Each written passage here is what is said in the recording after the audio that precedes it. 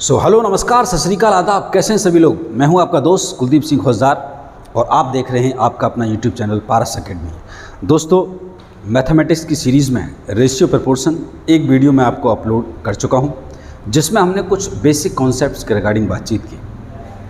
अब इससे रिगार्डिंग किस किस टाइप के क्वेश्चंस हमारे एग्ज़ाम में मिलते हैं, टू द पॉइंट काम करते हुए, जैसे कि जो लेवल 1 की हमारी परीक्षा होती हैं, Uttar Pradesh constable, Delhi police constable, उनमें जितने भी टाइप के सवाल हैं, अगर उन पर हम एक हल्का सा फोकस करें तो हमें पूरे चैप्टर के बारे में एक सिनेरियो नज़र आ जाएगा। ठीक है दोस्तों, चलिए तो देखिए आगे चलते हैं। पहला टाइप अगर देखें रेशियो प्रपोर्शन, जो कि पूरे के पूरे मैथमेटिक्स का एक बिल्डिंग ब्लॉक है, ये नींव मान लीजिए आप लोग। तो इसमें अगर पहला टाइप देखें तो रेशियो जॉइनिंग पर हमारे यहाँ पर सवाल पूछा जाता है। तो मेरे मित्रों, पहला सवाल आपकी स्क्रीन पर है, क्वेश्चन नंबर 1। तो देखिए रेशियो जॉइनिंग में सवाल किस प्रकार से आता है कि अगर A अनुपात B यानी A रेशियो B 7:8 है और B अनुपात C 7:9 है, तो बताइए A अनुपात B अनुपात C क्या होगा। और 4 ऑप्शन आपके सामने हैं। तो रेशियो जॉइनिंग का क्या कॉन्सेप्ट है, इन सवालों के माध्यम से जो कॉन्सेप्ट रहेगा मैं उसको भी आपके साथ में डिस्कस करूँगा। तो देखिए थोड़ा सा रेशियो जॉइनिंग में अगर आप गौर से देखें तो A अनुपात B B अनुपात C, तो आपको क्या करना है कि पहले वाले रेशियो दूसरे वाले के साथ में ज्वाइन करने हैं और फाइनली टोटल कंबाइंड होकर ABC बनेगा, उसको आपको बताना है। देखिए इस तरह के सवालों में आपको करना क्या होता है कि जो इसमें कॉमन एलिमेंट है, जैसे कि देखिए पहले वाले रेशियोज में B कॉमन है, यहाँ पे भी देखिए ऊपर और नीचे अगर दोनों को गौर से देखें तो कॉमन कौन है, B है। तो जो भी कॉमन है मेथड नंबर 1 से सीखेंगे हम लोग, जो भी कॉमन है आप उस कॉमन वाले पार्ट को कहाँ रखें, बीच में रख दें। और ABC में जो सबसे पहले आता है A पहले आता है तो आप A को इधर रखें, और C आखिरी में आता है तो C को आप इधर रखें।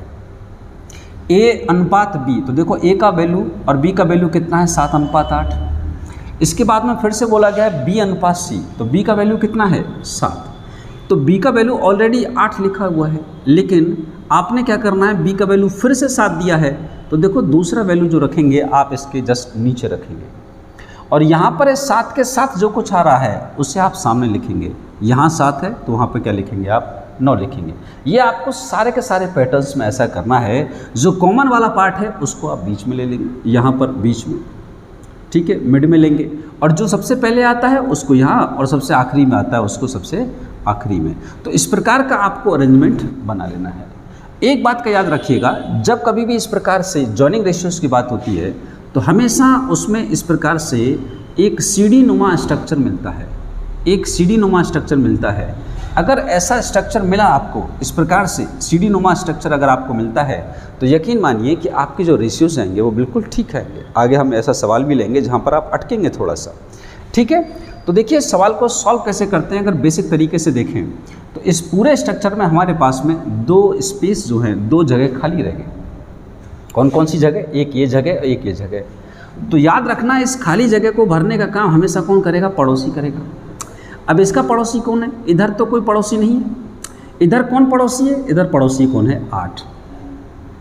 याद रखिए जगह भरने का काम हमेशा कौन करेगा, पड़ोसी करेगा। आप इस बात को ऐसे समझ सकते हैं, मान के चलिए C छुट्टियों पर बाहर जाना चाहता है और अपने घर की चाबी, क्योंकि इसके घर के जाने के बाद घर खाली हो जाएगा, तो अपने घर की चाबी ये किसी पड़ोसी को देगा या ऊपर या नीचे रहने वाले किसी किराएदार को देगा।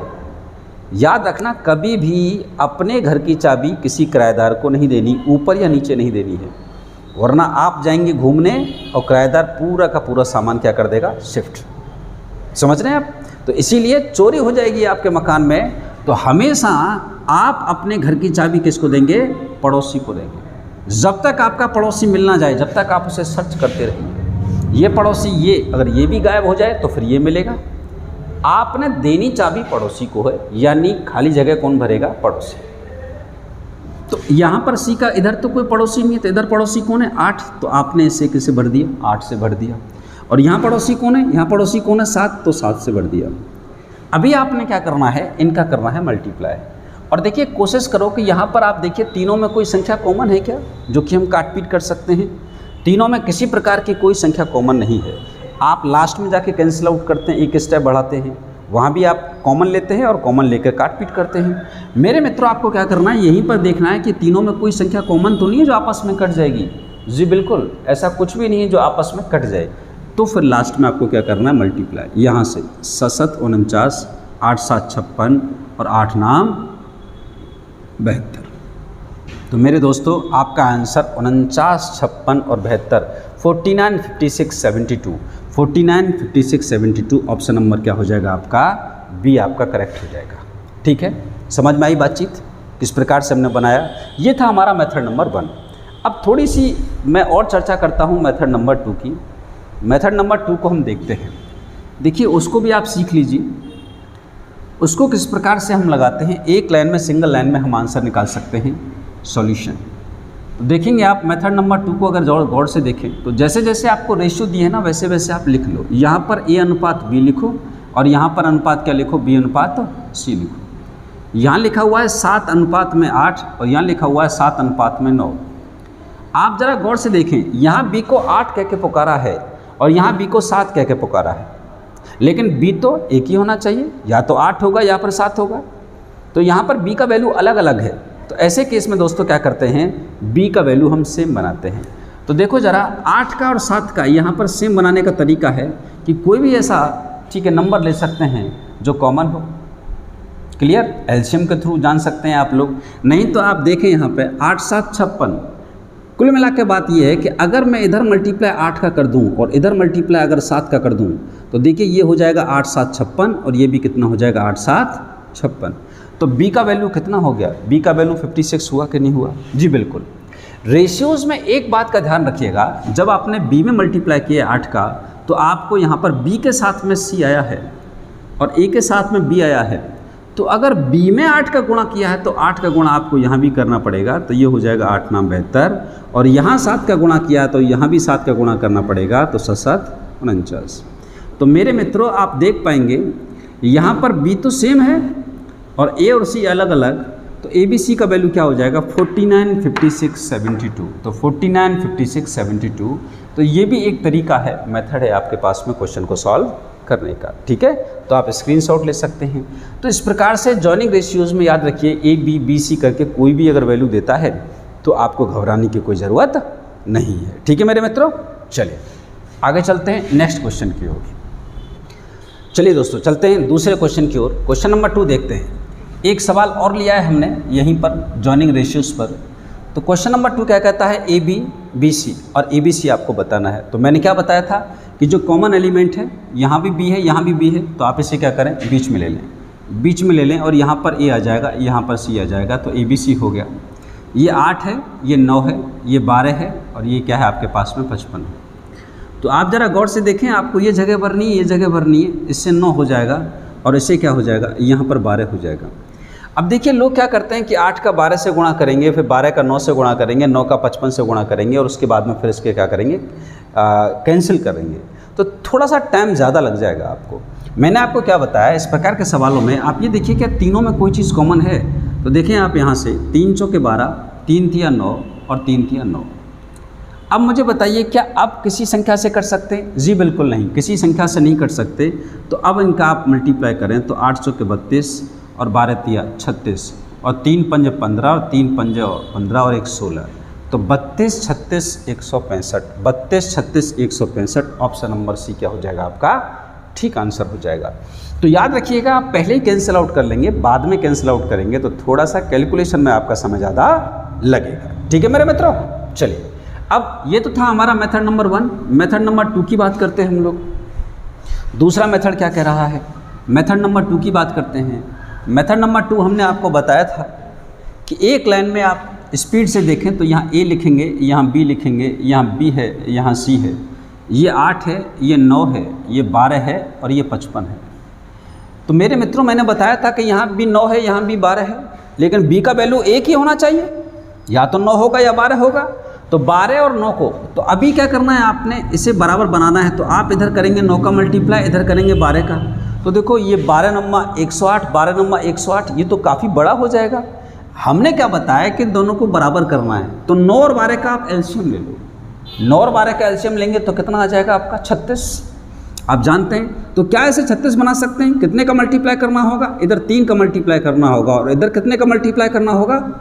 4 का मल्टीप्लाई करना होगा और ये क्या बन जाएंगे? 36। तो ये कितना हो गया? 36। और ये भी कितना हो गया? 36। जब यहाँ 3 का गुणा है तो यहाँ भी 3 का गुणा हो जाएगा और यहाँ भी 3 का मल्टीप्लाई हो जाएगा। तो 8 तिया 24 हो जाएगा। क्लियर नहीं क्लियर? सॉरी, 8 चौके 32। यहाँ 4 का मल्टीप्लाई, 8 चौके 32 और यहाँ देखेंगे तो ये 3 पंजे 15, 3 पंजे 15 और 1 16, यानी 32, 36, 165। अब धीरे धीरे जब आप प्रैक्टिस करेंगे तो देखिए एग्ज़ाम में आपको किस प्रकार से अप्रोच लगानी है कि 8, 9, 12, 55।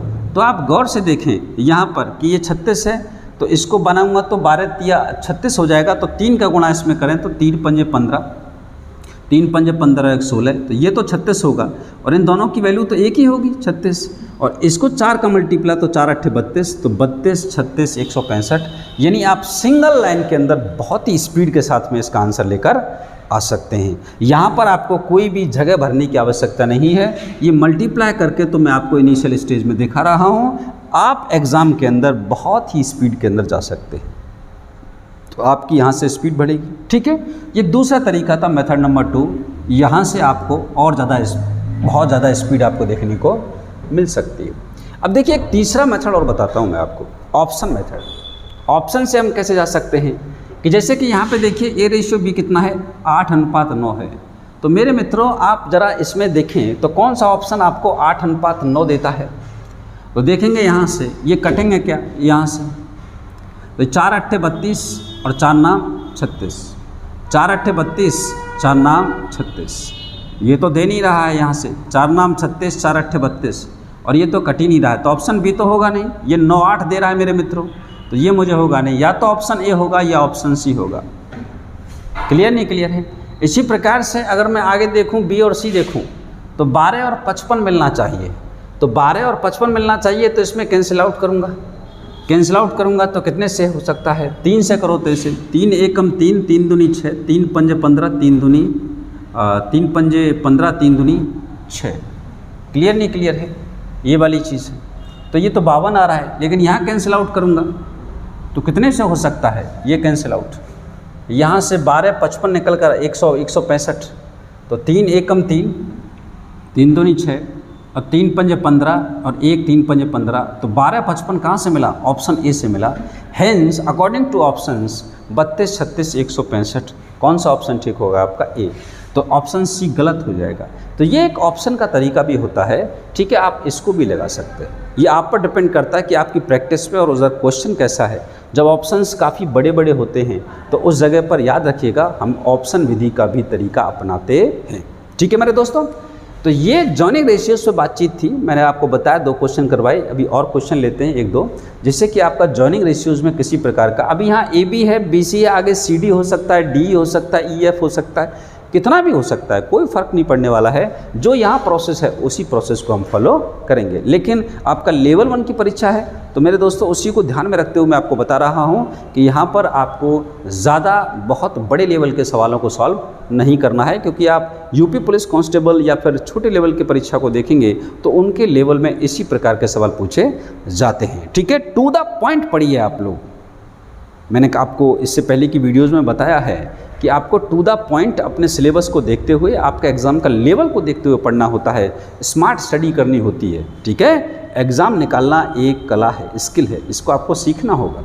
ठीक, एग्जामिनर के माइंड को आपको पढ़ना होगा कि एक्चुअली में वो किस प्रकार के सवाल और हमारा क्या लेवल रखेगा, क्योंकि मैथमेटिक्स तो CGL बैंक PO जैसी परीक्षाओं में भी है, यही टॉपिक्स हैं, तो वहाँ से भी इन डेप्थ क्वेश्चंस पूछे जाते हैं। तो जो लेवल है उसी को हमें पढ़ना है। ठीक, चलिए मेरे दोस्तों आगे चलते हैं। Question number 3। चलिए दोस्तों देखते हैं क्वेश्चन नंबर 3, नेक्स्ट क्वेश्चन। अब देखिए यहाँ पर ये भी क्वेश्चन जो है आपका जॉइनिंग रेशियोज का है। A/C 1:4 है और C/B 3:2 है।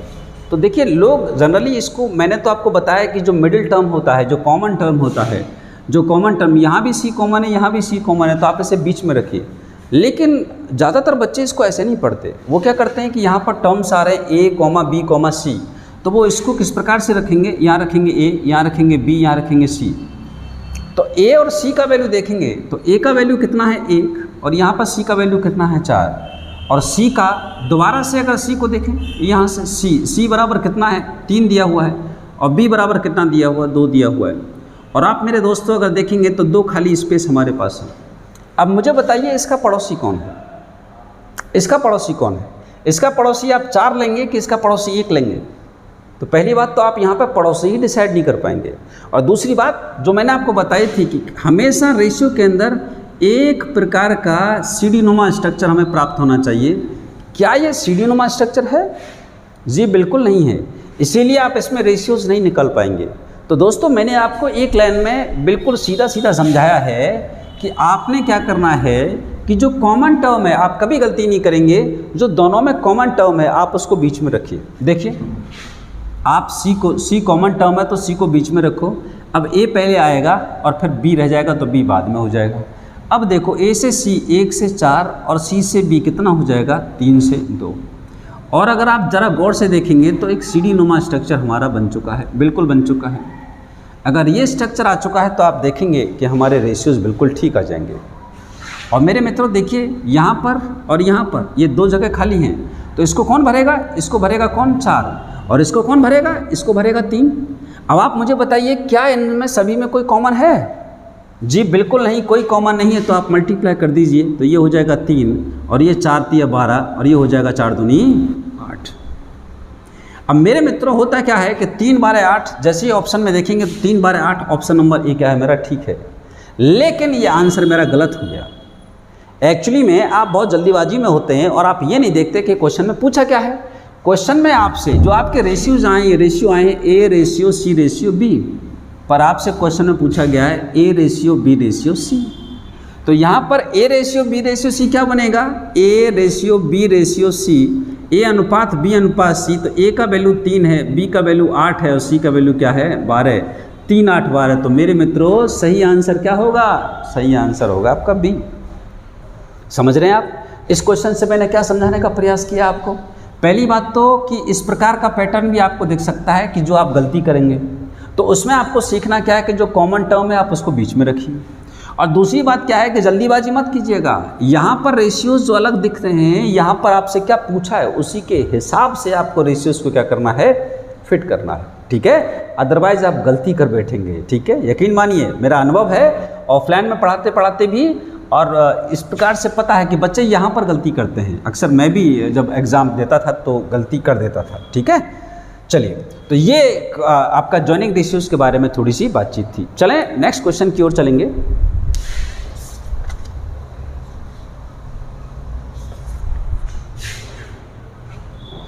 आइए दोस्तों चलते हैं नेक्स्ट क्वेश्चन की ओर। देखिए थोड़ा सा अलग डिफरेंट टाइप का पैटर्न का क्वेश्चन है यहीं पे। अब कभी कभी आपको इस प्रकार का सवाल देखने को मिलता है कि 3a is equal 5b is equal 4c, तो आपको बताना है कि a ratio b ratio c क्या होगा, ठीक है? देखिए इस प्रकार के सवालों को कैसे सॉल्व करते हैं मैं आपको एक बार में एक ही ऐसा मेथड बताऊंगा कि आपको कभी भी गलती नहीं होगी। मेरे मित्रों आप इस प्रकार से इसको समझिए कि यहाँ मैंने लिखा 3a इज इक्वल 5b बराबर में कितना 4c। याद रखिएगा ये ए बी सी जो हैं ये हमेशा इनको आप एक कहानी के माध्यम से, थोड़ा सा स्टोरी के माध्यम से इसको समझिए। ए बी सी हमारे शेर हैं और जंगल में शेर अकेला रहना पसंद करता है। समझ रहे हैं? क्लियर नहीं क्लियर है? अकेला खुद मैं ही अकेला शेर हूँ, तो ए शेर है तो ए के बगल में 3 ए को बिल्कुल पसंद नहीं है। इसी प्रकार से बी को 5 पसंद नहीं है, सी को 4 पसंद नहीं है। ये इनको हटाना चाहते हैं कि हमको बिल्कुल अकेला छोड़ दो, हमारे अगल बगल में कोई नहीं होगा।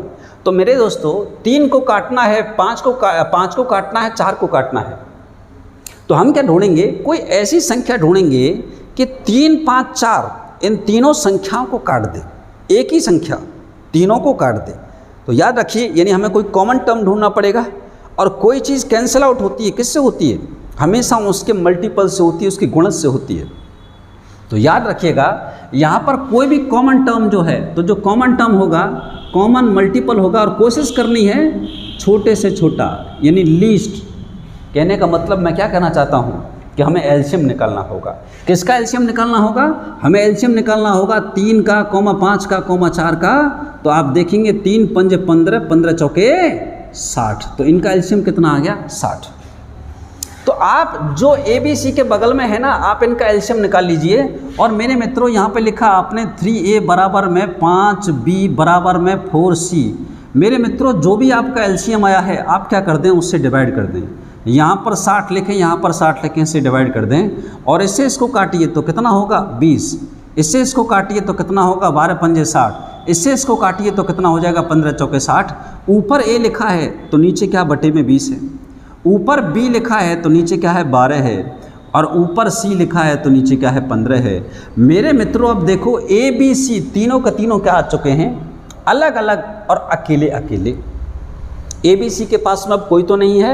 और याद रखिएगा, अगर आपको ऐसी कंडीशन मिल जाए जब ए बी सी तीनों अकेले हैं तो ए बी सी का जो ये डंडा है ना, ए बी सी का जो ये डंडा है, तो डंडे के नीचे जो कुछ दिखे वही उसका रेशियो है। यानी ए अनुपात बी अनुपात सी। तो ए का कितना है? 20, बी का कितना है? 12, सी का कितना है? 15। तो ए बी सी की वैल्यू कितना हो जाएगी? 20, 12, 15। यानी ऑप्शन नंबर क्या? बी।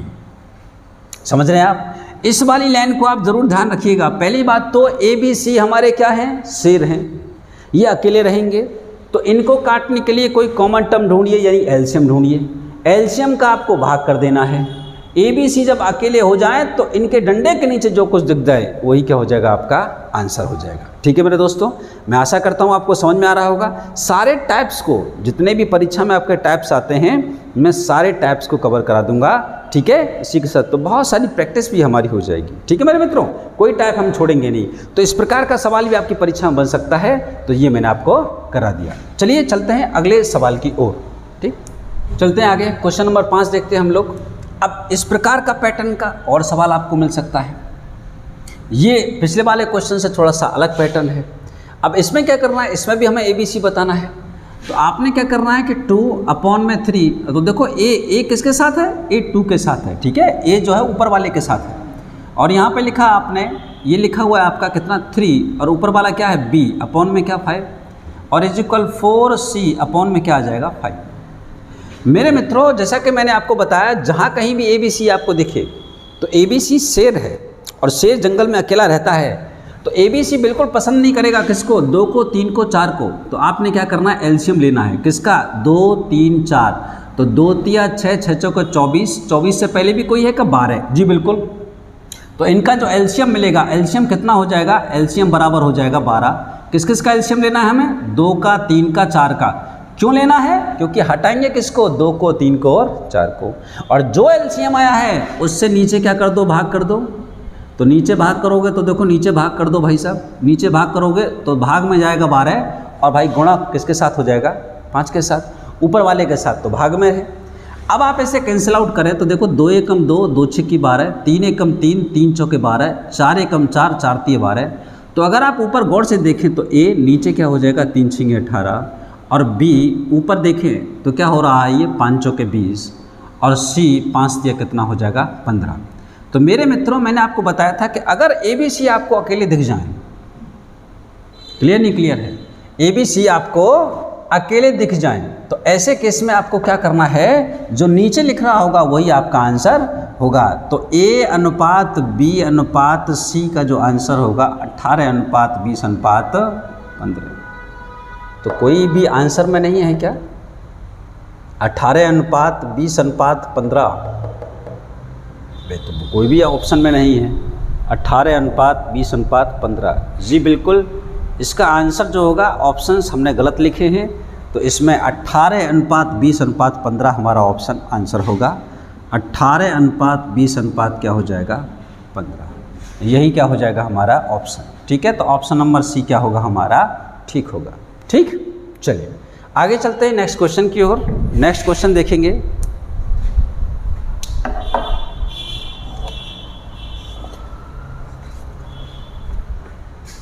आइए दोस्तों नेक्स्ट क्वेश्चन की ओर। Question number 6। अब देखिए इस प्रकार का, इस टाइप का क्वेश्चन भी आपको देखने को मिल सकता है। तो ज़रा देखिए क्वेश्चन में क्या है कि इस प्रकार की लैंग्वेज आपको मिलेगी कि ए का 40% बराबर बी का 3/4 बराबर 0.15 सी। अब ऐसे क्वेश्चन को कैसे, इसमें तो प्रतिशत भी आ गया, तो डरने की बात है क्या? जी बिल्कुल नहीं। तो देखिए कैसे बनाएंगे, ए का माने मल्टीप्लाई होता है, यानी ए 40% ऑफ ए का 40 अपॉन में क्या हो जाएगा 100 इज इक्वल बी इंटू में ये कितना है 3/4 इज इक्वल 0.15 सी। मेरे मित्रों पॉइंट को अगर आप हटाएंगे तो नीचे क्या कर देंगे आप 100 करेंगे, नीचे आप 100 करेंगे और यहाँ से आप देखेंगे तो 20 दूनी 40, 20 पंजे 100 हो जाएगा और इसको भी कैंसिल आउट करेंगे तो 5 तिया 15, 5 दूनी 20। तो ज़रा गौर से देखें तो ये हो रहा है 2a अपॉन में 5, ये हो रहा है 3b अपॉन में कितना 4 और ये होता है 3c अपॉन में कितना 20। तो आपको याद आ रही है क्या पिछले क्वेश्चन की फॉर्म नहीं है क्या? ये पिछले क्वेश्चन की फॉर्म है। तो यहाँ पर हम किस किस को ए बी सी के बगल में कौन है 2 3 3, तो 2 3 3 कैल्शियम लेंगे तो कितना आएगा 6। तो आप 6 से यहाँ पर डिवाइड करेंगे, यहाँ 6 से आप डिवाइड करेंगे तो 2 से कितनी बार जाएगा 3 बार, 3 से कितनी बार 2 बार, 3 से कितनी बार 2 बार। और मेरे मित्रों यहाँ पर जो ए बी सी है, ए बी सी के नीचे आप क्या लिखेंगे 3 पंजे 15, 5 से 15, 4 दूनी 8 और 20 दूनी 40 और डंडे के नीचे जो कुछ देखेगा वही क्या होगा आपका आंसर। तो मेरे मित्रों आपका आंसर है 15 8 40। ऑप्शन नंबर क्या हो जाएगा आपका ए ठीक हो जाएगा। समझ रहे हैं आप? तो अलग अलग डिफरेंट वैरायटी के क्वेश्चन जो बन सकते हैं मैं आपके लिए वो लेकर आया हूँ पूरे के पूरे चैप्टर में। ठीक है, चलिए तो बिना समय गंवाए चलते हैं अगले सवाल की ओर। Question number 7। आइए मेरे दोस्तों देखिए क्वेश्चन नंबर 7 को देखते हैं। मेरे दोस्तों सारे क्वेश्चन जितने भी आपको कराऊंगा ये सब टाइप वाइज हैं और बिल्कुल अलग अलग वैरायटी के क्वेश्चंस हैं। कोई भी क्वेश्चन मैंने रिपीट नहीं किया है, सारे सवालों से आपको सीखने को मिलेगा। ठीक है, आइए अब देखिए इस प्रकार का सवाल आपको देखने को मिले तो देखिए ए बटे में 5, बी बटे में 6, सी बटे में 4, यानी A/5, B/6, C/4, तो A/B/C। अब देखिए एक तरीका तो ये है कि आप ए का क्रॉस मल्टीप्लाई करें 6 से, फिर बी का एस से करें, फिर इसका एस से करें हैं। तो लोग बाग देखिए इसको कैसे बनाएंगे, लोग इसको कैसे बनाने वाले हैं कि A/5 एंड B/6। तो वो क्या करने वाले हैं यहाँ से कि भाई साहब इस प्रकार से देखेंगे कि ए बी को एक तरफ लेकर आइए, ये बी आ जाएगा अपॉन में, ये 5 चला जाएगा उधर, तो यहाँ से A/B क्या हो जाएगा, A/B हो जाएगा 5/6। और दूसरा देखेंगे तो यहाँ से अगर आप उनको बनाएं तो B/6 इज इक्वल C/4, तो B ये C नीचे आएगा और 6 ऊपर चला जाएगा, तो B/C क्या हो जाएगा 6/4 हो जाएगा। तो A/B मिल गया, B/C मिल गया। तो अब तो आप निकाल सकते हो ना ABC लिखकर, ये लिखेंगे 5, ये लिखेंगे 6, यहाँ लिखेंगे 6, यहाँ लिखेंगे 4। और मेरे दोस्तों आपको पता है कि अगर कॉमन टर्म सेम होता है, ठीक है, तो हमें क्या करते हैं सीधे के सीधे 5/6/4 लिख देते हैं क्योंकि कॉमन टर्म सेम है। तो उसमें स्पेस भी भरने की कोई आवश्यकता नहीं क्योंकि कॉमन टर्म क्या है सेम है, तो 5 6 4 हो जाएगा। लेकिन क्या इतना करने की आवश्यकता है? बिल्कुल करने की कोई आवश्यकता नहीं है। मैंने आपको बता रखा है कि ABC अगर आपको अकेला मिल जाए तो जो डंडे के नीचे दिखेगा वही आपका आंसर होगा। तो 5 6 4 दिख रहा है मेरे मित्रों और वही आपका आंसर है। देखिए कितना आसान तरीके से मैंने आपको, तो कॉन्सेप्ट ही मैं आपका वैसा बिल्डअप करा रहा हूँ जिससे कि आपको किसी प्रकार की कोई समस्या ना हो। तो 5 6 4 क्या हो जाएगा आपका आंसर होगा। ठीक है, आइए दोस्तों चलते हैं नेक्स्ट क्वेश्चन की ओर। अब देखिए यहाँ पर ये सवाल थोड़ा सा और अलग, यदि P यानी इफ़ PQR इनका रेशियो दे रखा है और आपको बताना है कि P/Q, Q/R, R/P का वैल्यू क्या होगा और आपके पास में ऑप्शंस दिए हैं, तो क्या दिक्कत है? कोई दिक्कत नहीं। तो first of all you should put the values of PQR, P और Q और R की वैल्यू रखिए। तो देखिए ज़रा रखेंगे तो कितना हो जाएगा, ये हो जाएगा P 5/3, ये हो जाएगा 3/6 और ये हो जाएगा 6/5। ये रेशियोज बन गए। ठीक है, और आपको बताना है यहाँ से फाइनली इसका क्या वैल्यू होगा। देखिए याद रखिएगा कभी भी रेशियोज अपने आप को इस प्रकार से बटे में या अपॉन की फॉर्म में, फ्रैक्शन के फॉर्म में नहीं छोड़ते। रेशियोज आपको हमेशा इस प्रकार से दिखाई देते हैं। यहाँ पर कोई अपॉन में है, 75 अपॉन नहीं है ना, तो कभी भी रेशियोज अपने आप को अकेला भिन्न में नहीं छोड़ेंगे। तो यहाँ पर तो रेशियोज आपको ये दिख रहे हैं, तो ये कभी ऐसा नहीं दिखेंगे। तो अभी करना क्या है कि हम जो अपॉन में होता है हम नहीं चाहते कि वो अपॉन में हो, क्लियर नहीं क्लियर? ये अगर ऐसा लिखा होता 5 3 6 हमें कोई टेंशन नहीं थी, लेकिन यहाँ पर क्या है कि नीचे लिखा है 3 6 5। तो आपको क्या करना है, आप किसे हटाना चाहते हैं, ऊपर वाले को कि नीचे वाले को? यहाँ पर कोई ABC नहीं है। अगर ABC होता तो ABC ऊपर होता, तो ऊपर ABC के जो बगल में होता हम उनको हटाते, लेकिन यहाँ ABC नहीं है। तो मेरे मित्रों यहाँ पर ऊपर वाला न्यूमरेटर है 5 3 6 होता तो कोई दिक्कत नहीं, क्लियर नहीं क्लियर है? लेकिन यहाँ पर 3 6 5 में जो भिन्न में आ रहा है अनुपात, ये कभी ऐसे नहीं दिखेगा। तो हम हटाना चाहते हैं किसको, 3 को 6 को और 5 को। अगर ये हट गए तो हमारा अनुपात साधारण रूप में आ जाएगा, जो उसका मूल रूप होता है। तो आपने क्या करना है, अब हटाना है, किसको हटाना है, 3 को 6 को 5 को। अब आप कंफ्यूज होंगे, सुन लेना आप कि सर ABC के केस में आप क्या करते थे, ऊपर वालों को हटाते थे। जी बिल्कुल हाँ, ABC कहाँ होते थे, ऊपर।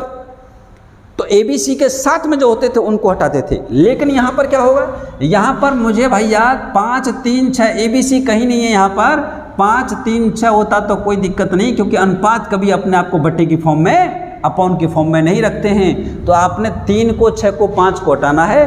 तो ऐसी कोई कॉमन वैल्यू जो कि 3 6 5 का हो, यानी LCM ऑफ व्हाट 3 6 5। तो 3 पंजे 15 15 6 90, 90 से पहले अगर आप देखें तो क्या 60 में भाग जाएगा? जी बिल्कुल जाएगा। क्या 30 में भाग जाएगा? जी बिल्कुल जाएगा, क्योंकि 90 का मल्टीपल अगर देख पा रहे हैं तो 30 मिल रहा है, तो 30 में भाग जाएगा। और मेरे मित्रों आप क्या करेंगे, यहाँ पर 30 का गुणा करें, यहाँ पर 30 का गुणा करें, यहाँ पर 30 का गुणा करें। इससे बेटर ये है कि आप इकट्ठा एक बार 30 का गुणा कर लीजिए, ठीक है। और उसके बाद देखिए 3 से काटिए, तो 3 से काटेंगे कितनी बार कटेगा, ये 10 बार। और 5 का गुणा 10 से करेंगे तो कितना हो जाएगा, ये 50।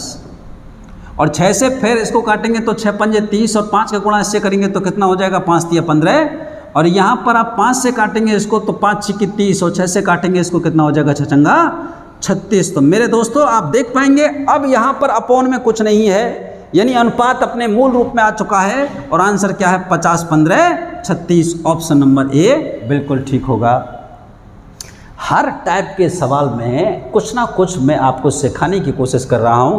पूरे चैप्टर को 30 से 35 40 सवालों के अंदर दोस्तों बहुत ही अच्छे सलीके से हम कंप्लीट करेंगे। इसीलिए मेक योर नोट्स, अच्छे से वीडियो को देखें। एक बार में बात समझ नहीं आती, 2 बार मेरी बातों को सुनिए आप, ठीक है, और अच्छे से नोट्स बनाइए। चलिए दोस्तों चलते हैं अगले सवाल की ओर। कहीं भी अगर आपको कोई दिक्कत होती है तो कमेंट में मुझे आप बताएं कि सर उस क्वेश्चन में हमें वहाँ दिक्कत थी, या फिर ये चीज़ आप इम्प्रूव कीजिए, या हमें ये चीज़ बहुत अच्छी लग रही है आपकी। तो आप कमेंट सेक्शन में ज़रूर आप प्रेज़ करें, आप बताएं कि भाई क्या आपका हिसाब किताब चल रहा है, ठीक है। क्योंकि मुझे तो यहाँ से एक बस मैं एक कल्पनाओं में रहकर एक आइडिया लगा रहा हूँ कि आप मोबाइल के उधर आप मुझे सुन रहे हैं, ठीक है मेरे दोस्तों। तो जो भी आपको जो क्वेरी है आप मुझसे कमेंट सेक्शन में पूछ सकते हैं। चलिए दोस्तों चलते हैं क्वेश्चन नंबर 9 की ओर। तो आप स्क्रीनशॉट लीजिए या फिर नोट्स बनाइए। Question number next, question number 9।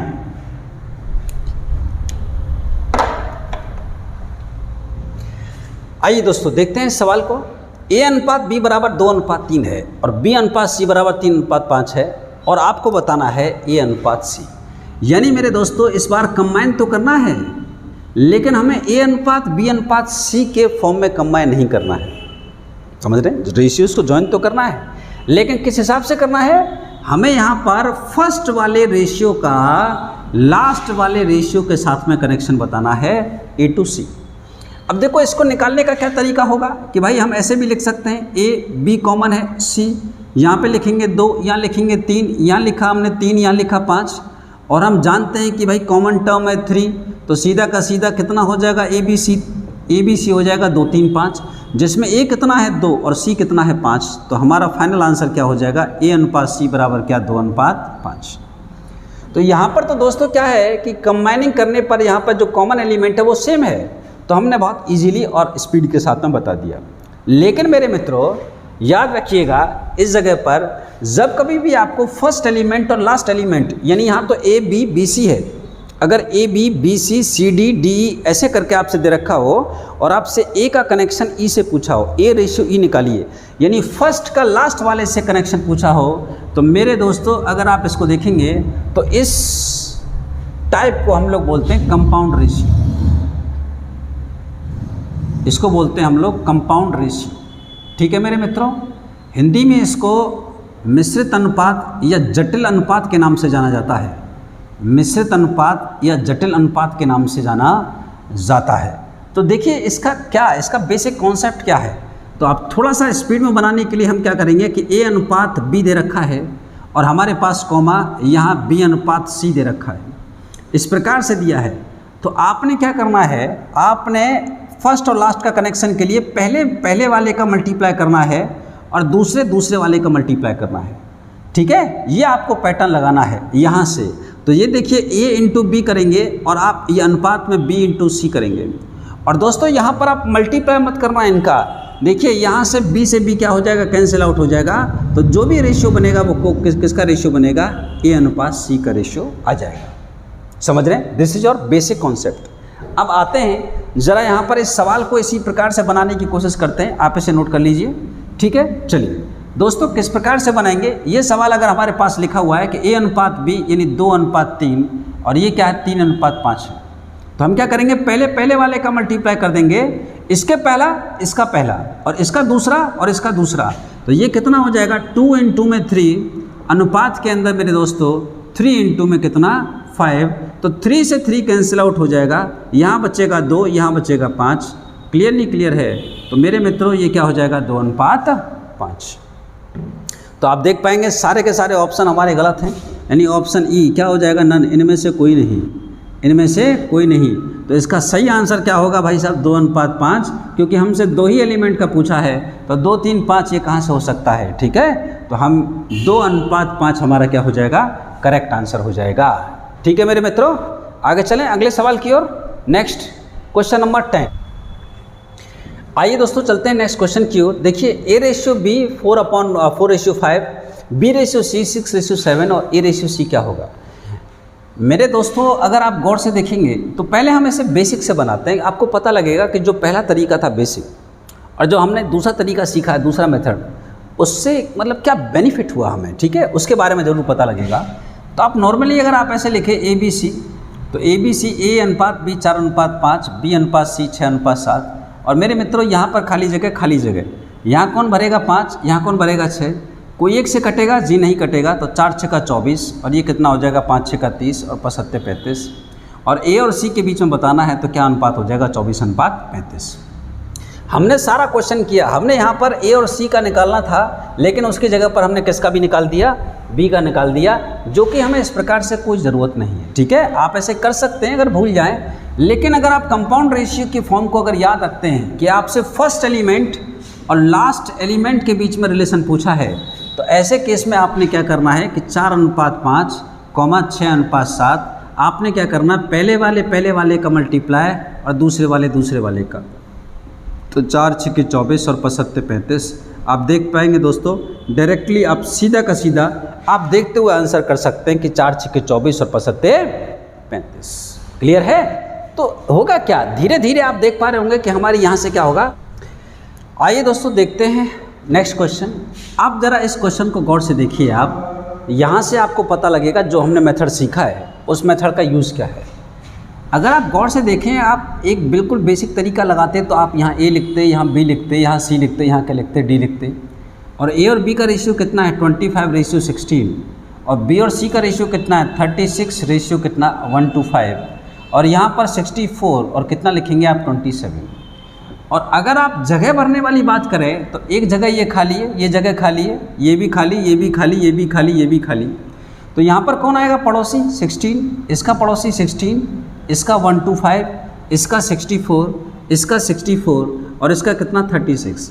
तो जो लोग सीधा सीधा मल्टीप्लाई करते हैं तो मेरे मित्रों ज़रा गौर से देखेंगे तो उनको कितनी बड़ी कैलकुलेशन होगा। 25 का 36 का 64, 16 36 64, 16 125 64, 16 125 27। अब करते रहो आप मल्टीप्लाई, शाम हो जाएगी आपको। समझ रहे हैं, आपका आंसर आएगा लेट अबेर सवेर आएगा, जो कि एग्जाम पॉइंट ऑफ व्यू से बिल्कुल भी ठीक नहीं है। आपको इस क्वेश्चन का आंसर 10 से 15-20 सेकंड के अंदर ही करना होगा। तो मेरे मित्रों ये मेथड आपका क्या हो जाता है, फिर यहाँ पर फेल हो जाता है।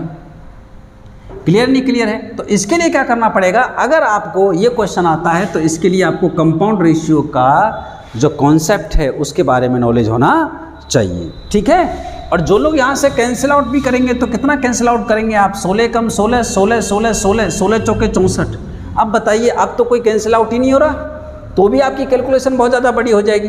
लेकिन देखिए, हमने जो आपको सिखाया है अभी, आपको जो कंपाउंड रेशियो का आपको मेथड बताया है, अगर आप उसे गौर से देखें तो देखिए वो कितना सिंपल बना देगा इसे। ठीक है, हमने क्या करना है, यहाँ लिखना है जब 25:16, 36:125, 64 कितना 27। तो क्या करना है, पहले वाले का पहले वाले से, पहले वाले का पहले वाले से, जो पहले वाले उनका मल्टीप्लाई करो तो 25 मल्टीप्लाई कितना 36 मल्टीप्लाई कितना 64, और दूसरे वाले का दूसरे वाले से, दूसरे वाले का दूसरे वाले से मल्टीप्लाई कर दो।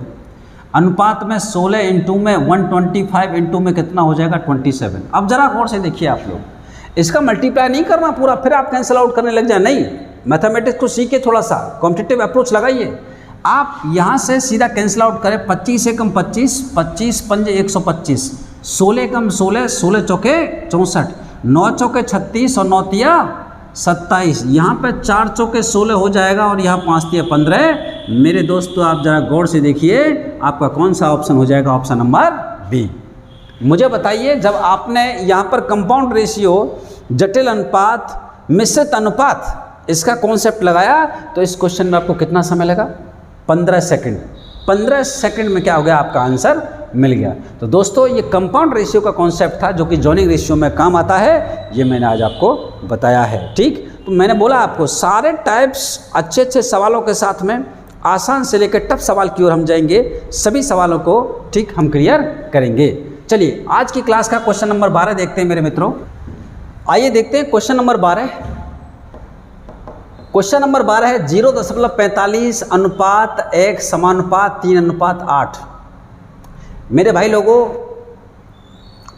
ये जो फॉर्मेट आपको दिखाई दे रहा है, अभी तक जो हम पढ़ रहे थे वो सब कुछ अनुपात था, रेशियो था, लेकिन यहाँ पर जो दिख रहा है आपको, ये अनुपात को, रेशियो को, 2 डॉट्स रेशियो को रिप्रेजेंट करने के लिए, दर्शाने के लिए हैं, और 4 डॉट जहाँ आपको दिख जाए तो इसे हम समानुपात बोलते हैं। अनुपात जैसा समान दिखने वाला अनुपात, दैट इज कॉल्ड समानुपात, प्रोपोर्शन। तो ये प्रोपोर्शन का सिंबल है 4 डॉट वाला, तो कैसे पुकारेंगे, 0.45 अनुपात x समानुपात 3:8, यानी 0.45 ratio x proportional to 3:8। Okay, चलिए, तो ये प्रोपोर्शन का कॉन्सेप्ट है। अब देखिए, एक होता है समानुपात, एक होता है सतत समानुपात। 2 चीज़ें हैं, एक है समानुपात, गौर से समझेंगे, इसके कॉन्सेप्ट को भी मैं डिस्कस करूंगा, यानी अंग्रेजी में इसे बोलते हैं प्रोपोर्शन। ठीक है, प्रोपोर्शन। और एक होता है सतत समानुपात, सतत समानुपात, सतत समानुपात, या फिर इसे विततानुपात के नाम से जानते हैं, विततानुपात। ठीक है, अंग्रेजी में इसे कॉन्टिन्यूड प्रोपोर्शन के नाम से भी जाना जाता है, कॉन्टिन्यूड प्रोपोर्शन। मेरे दोस्तों, दोनों के दोनों ही समानुपात हैं, दोनों के दोनों ही प्रोपोर्शन है, लेकिन इनमें थोड़ा सा फर्क होता है, इसको आप जानिए। देखिए, जो समानुपात है इसकी फॉर्म होती है वो किस प्रकार से होती है कि A अनुपात B समानुपात C अनुपात D, A/B proportional to C/D। कहने का मतलब क्या है, पहली बात तो याद रखिएगा, समानुपात में प्रोपोर्शन में कितने टर्म होते हैं, ABCD 4 टर्म होते हैं।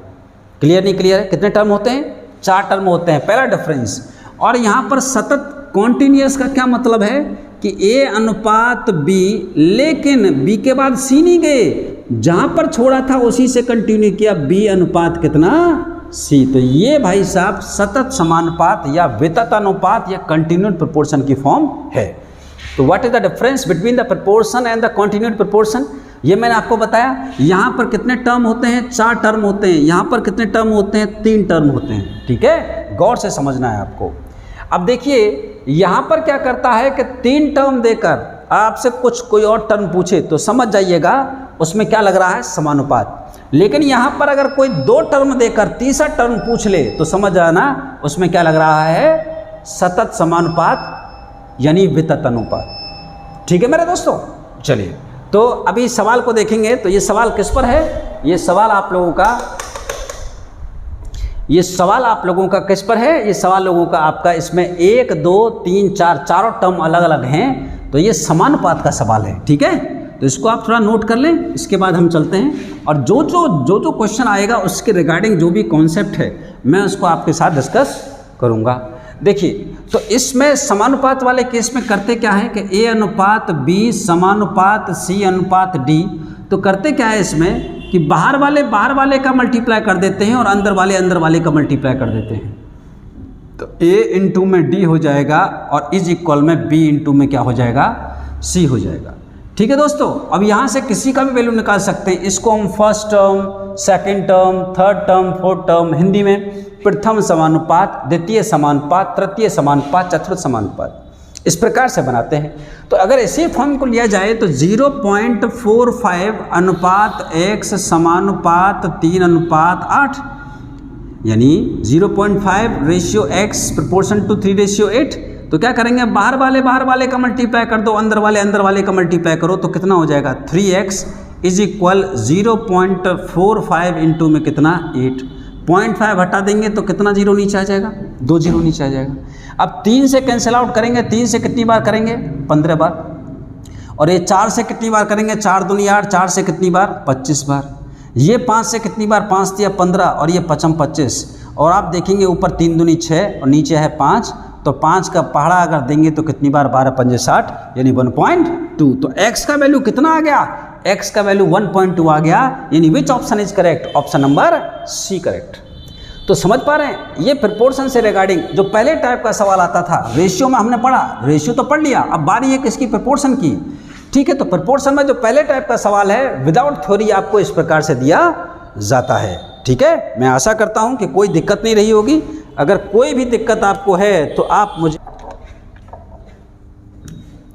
आइए मित्रों देखते हैं, उसी फॉर्मेट का क्वेश्चन है। तो पहले आप बताइए, ये 1 2 3 4 चारों टर्म्स अलग अलग हैं, 4 टर्म है हमारे पास में, क्योंकि यहाँ x है वहाँ y है, 4 टर्म है। तो सवाल किसका है, क्वेश्चन है किसका, समानुपात प्रोपोर्शन का। ठीक है, तो इसमें किस प्रकार से 12 रेशियो x 3 रेशियो y, तो क्या करेंगे, बाहर वाले का मल्टीप्लाई कर देंगे, अंदर वाले का मल्टीप्लाई कर देंगे, तो ये हो जाएगा 3x इज इक्वल में वाट 12 इंटू वाई।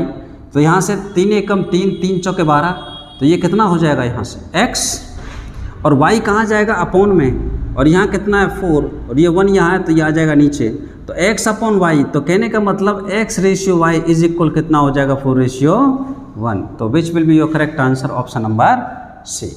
ठीक है, बना पाएंगे ऐसा सवाल ऐसी लैंग्वेज में आ गया तो जी बिल्कुल। चलिए चलते हैं अगले सवाल की ओर, next question, question number 14, question number 14। तो आइए दोस्तों नेक्स्ट क्वेश्चन देखते हैं। देखिए किस प्रकार से सवाल पूछा गया है कि 9 21 123 का चतुर्थ समानुपात यानी फोर्थ प्रोपोर्शन क्या होगा। देखिए इंग्लिश और हिंदी मीडियम की अगर बात आ रही है तो मैं जो भी ट्रांसलेशन वाले शब्द है मैं उनको हिंदी से इंग्लिश में ट्रांसलेट साथ के साथ करता रहूँगा। चतुर्थ समानुपात का मतलब हो गया कि फोर्थ प्रोपोर्शन। ठीक है दोस्तों, मैथमेटिक्स में मीडियम का ऐसा कोई प्रॉब्लम नहीं होता है। ठीक, तो आपका जो कॉन्सेप्ट है उस पर आपको थोड़ा सा ध्यान देना चाहिए। आइए तो ज़रा सबसे पहले फोकस आपको करना होगा कि भी लैंग्वेज में क्वेश्चन है कि यहाँ पर कितने टर्म है, 3 टर्म दे रखे हैं और कौन सा टर्म पूछा है आपसे, 4 टर्म पूछ लिया है। तो यहाँ पर ये टाइप हो गया किसका, समानुपात का यानी प्रोपोर्शन का। तो प्रोपोर्शन की फॉर्म क्या होती है, A अनुपात B समानुपात C अनुपात में D। तो मेरे मित्रों चौथा पूछा है, तो जो पूछा है यानी D पूछा है तो उसको X लिख दीजिए, और यहाँ पर ये ऑर्डर में दिए हैं तो याद रखिएगा ये A का वैल्यू है, ये किसका वैल्यू है, B का वैल्यू है, और ये किसका वैल्यू है, C का वैल्यू है। तो A की वैल्यू कितनी है 9, B का वैल्यू कितना है 21, और समानुपात C का वैल्यू कितना है 123। क्लियर दोस्तों, बस। और यहाँ पर लगा दीजिए बाहर वाला और अंदर वाले का मल्टीप्लाई, तो 9 इंटू में x हो जाएगा, और यहाँ पर 21 इंटू में 123 हो जाएगा। क्लियर नहीं क्लियर है, तो आप इसको काटेंगे तो देखेंगे 3 तिया 9, और यहाँ से 3 चौके 12, 3 एकम 3, 3 से काटेंगे तो कितनी बार 7 बार, तो x का वैल्यू कितना हो जाएगा 7 एकम 7, 7 चौके 28 यानी 287। Option number C will be your correct answer. तो इस प्रकार से आपकी परीक्षा में सवाल पूछा जा सकता है। ठीक दोस्तों, चलिए चलते हैं क्वेश्चन नंबर 15 की ओर। क्वेश्चन नंबर 15 क्या कहता है आज की क्लास का, क्वेश्चन नंबर 15 क्या कह रहा है, क्वेश्चन नंबर 15, 18 और 12 का तीसरा समानुपात क्या होगा। मेरे मित्रों देखते हैं क्वेश्चन नंबर 15, 18 और 12 का तीसरा समानुपात क्या होगा, मुझे बताइए आप। यहाँ पर 2 टर्म दिए हुए हैं और एक तीसरा टर्म पूछा हुआ है, तो मुझे बताइए समानुपात की सतत समानुपात। जी हाँ, ये सतत समानुपात यानी विततानुपात यानी कॉन्टिन्यूड प्रोपोर्शन है।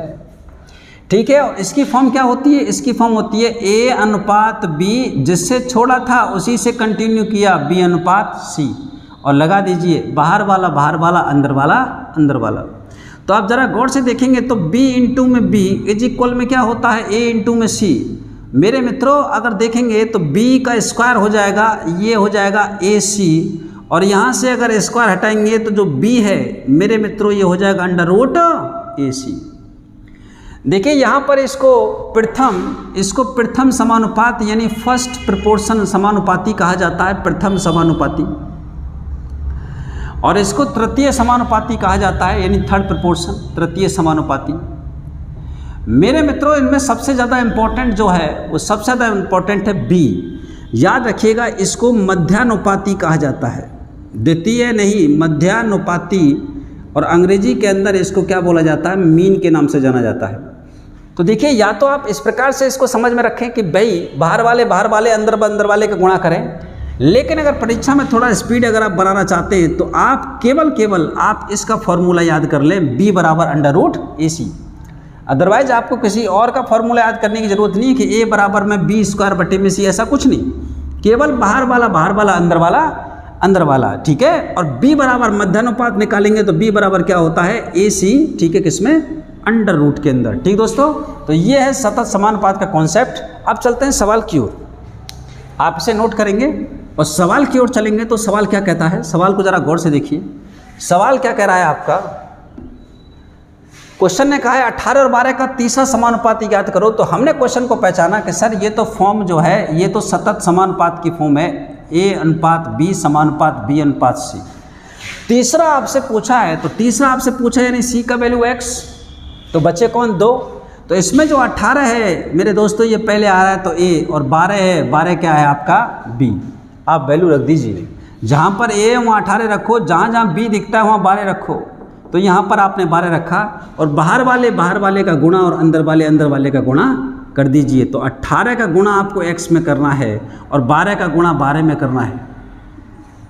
क्लियर नहीं क्लियर है? इस प्रकार से 12 का गुणा 12 में करेंगे तो यहाँ से काटेंगे तो 6 × 18 और 6 दूनी 12, और 3 से 3 चौके 12, तो x का वैल्यू कितना आ जाएगा, 2 चौके 8। विच option is correct, option number A. ठीक है दोस्तों, तो ये सवाल था आपका सतत समानुपात से क्वेश्चन नंबर 15। चलिए दोस्तों अगले क्वेश्चन की ओर चलते हैं, क्वेश्चन नंबर 16 की ओर। ये नोट कर लीजिए आप लोग, क्वेश्चन नंबर 16। आइए मित्रों देखते हैं सवाल को। 8 तथा 18 का मध्यानुपाती क्या होगा। अब देखिए एक तो बेसिक तरीका है कि आपने देखा कि 2 टर्म को देखकर तीसरा टर्म पूछ रहा है, तो a अनुपात b समानुपात b अनुपात c, सतत समानुपात विततानुपात कंटिन्यूड प्रोपोर्शन की फॉर्म है। तो क्या करेंगे आप, यहाँ पर मध्यानुपात यानी b पूछ रहा है आपसे, तो ये वैल्यू किसकी हो जाएगी, मध्यानुपात तो आपका b हो जाएगा, बीच वाला, बीच में कौन है, b है, तो ये वैल्यू a की हो गई, ये वैल्यू किसकी हो जाएगी, आपकी c की हो जाएगी। तो a की जगह पर 8 रखो, b की जगह पर यहाँ पर b रखो, या फिर x रख सकते हो। c का वैल्यू क्या हो जाएगा, 18, और अब लगा दीजिए बाहर वाला अंदर वाला। तो b का गुणा b से करोगे तो b स्क्वायर, और 8 का गुणा 18 से करो तो 18 8 कितना होता है, 144। मेरे दोस्तों b बराबर क्या हो जाएगा, 144 का अंडर रूट बराबर में कितना, 12। तो विच ऑप्शन इज करेक्ट, आपका 12। लेकिन मैंने आपको कहा था कि इसमें आप ये फार्मूला जब मध्यानुपात निकालना हो तो इसका फार्मूला आप याद कर लीजिए। अगर आपको इसका फार्मूला याद होता, ठीक है, इसे नोट करें, तो आप डायरेक्टली इसको सोच पाते कि सर मध्यानुपात अगर निकालना है तो मध्यानुपात तो बराबर b बराबर अंडर रूट AC होता है। तो जो कुछ दिया होगा वो AC ही तो होगा। तो 8 और 18 दिया हुआ है, और मैं जानता हूँ 18 8 कितना होता है, 144, और 144 बराबर अंडर रूट किसका होता है मेरे दोस्तों, 12 का। तो मेरा आंसर क्या आ जाता, क्वेश्चन नंबर 16 का मध्यानुपात आंसर होता क्या, 12। ठीक है, चलें अगले क्वेश्चन की ओर। क्वेश्चन नंबर 17 देखेंगे आप लोग, क्वेश्चन नंबर 6। चलिए दोस्तों देखते हैं क्वेश्चन नंबर 17। दोस्तों अभी तक जो हमने पढ़ा है अगर आपको समझ में आया है तो ये सवाल आपका बनना चाहिए। बहुत ही प्यारा सवाल है, ज़रा देखेंगे यदि 51, x 72 और 96 एक समानुपात में है, और आप जानते हैं समानुपात क्या कहलाता है, 4 पद होना चाहिए। 51 अनुपात x समानुपात 72 अनुपात में कितना 96, ये समानुपात में हो गया ABCD। तब आपको बताना 2x + 8 और x + 13 के बीच में मध्यानुपात क्या होगा। तो सबसे पहले यहाँ पर आप x का वैल्यू निकालिए। कैसे निकालेंगे, बाहर वाला अंदर वाला, तो क्या हो जाएगा 72x = कितना हो जाएगा मेरे दोस्तों 96 इंटू में कितना 51, तो 12 × 72 और 12 × 8 96, ठीक है। 2 तिया 6 और 2 चौके 8, 3 से 17 तिया 51, तो x का वैल्यू कितना आ जाएगा 17 चौके 68। x का वैल्यू 68 आ चुका है। अब x का वैल्यू 68 आ चुका है तो आप ज़रा गौर से देखिए, तो मैं यहाँ पर 2x + 8 जो है ये कितना हो जाएगा 2 × 68 प्लस में 8, तो इसको लिखेंगे 2 × 8 = 16, 2 × 6 = 12 और 1 = 13, 136 प्लस में 8, तो ये कितना हो जाएगा 8 से 14 यानी 144। तो मेरे दोस्तों इसका वैल्यू कितना आ चुका है, इसका वैल्यू तो मेरे पास में 144 है। और अगर इसको देखें x + 13, तो 68 प्लस में 13 करेंगे आप, तो 68 प्लस में अगर आप 13 करेंगे तो कितना हो जाएगा 8 और 3 11, 6 और 1 7 कितना 88 यानी 81। तो मेरे दोस्तों दो वैल्यू है मेरे पास में, एक 144 निकल कर आ गई और एक दूसरी मेरे पास में 81। तो 2x + 8 बराबर 144 हो गया और x + 13 बराबर कितना 81 हो गया। इन दोनों के बीच में मध्यानुपात निकालना है मेरे मित्रों। अभी मैंने आपको बताया था कि मध्यानुपात यानी b बराबर क्या हो जाएगा √AC, यानी दोनों के दोनों, एक इनमें से a है एक c है, तो 144 √81। तो आप ज़रा गौर से देखें, तो 144 का क्या हो जाएगा भाई साहब 12 और 81 का क्या हो जाएगा 9, तो 12 नमा कितना हो जाएगा 108। तो b का वैल्यू यानी मध्यानुपात का वैल्यू क्या आ जाएगा 108। विच option is correct, option number D correct. ठीक है मेरे दोस्तों, चलिए आप इसे नोट करिए। मेरे भाई लोगों, मेरी बहनों, मेरे दोस्तों, आप सभी के लिए मैं एक बहुत अच्छा और सार्थक प्रयास कर रहा हूं। 17 सवाल आज की वीडियो में, इसकी वीडियो की लेंथ ज़्यादा ना हो जाए और आप बोरियत फील ना करने लग जाएं। हालांकि मैं आपको अच्छा पढ़ाने की कोशिश कर रहा हूं। हर टाइप के क्वेश्चंस, हर टॉपिक से और हर टाइप के क्वेश्चंस कम समय में और कम ही वीडियोस के अंदर मैं आपको लाने का प्रयास करूंगा।